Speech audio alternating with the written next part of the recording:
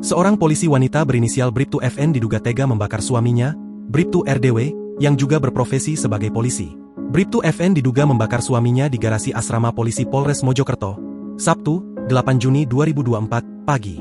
Kapolres Mojokerto Kota, AKBP Daniel S. Marunduri mengatakan, pihaknya masih menyelidiki penyebab dan kronologi kejadian tersebut.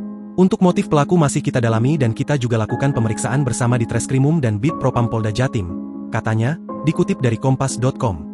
Namun, dari keterangan awal yang didapatkan, peristiwa itu dipicu konflik rumah tangga.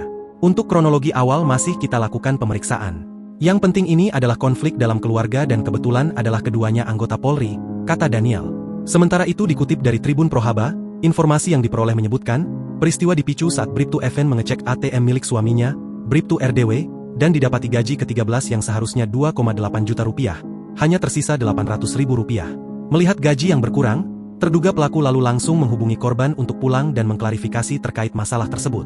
Usai korban pulang, keduanya kemudian cekcok hingga kemudian peristiwa tersebut terjadi. Bribtu RDW sebelumnya merupakan anggota Polri asal Desa Sumberjo, Plandaan, Jombang, yang berdinas di Polres Jombang. Sedangkan Bribtu FN, anggota SPKT Polres Mojokerto Kota.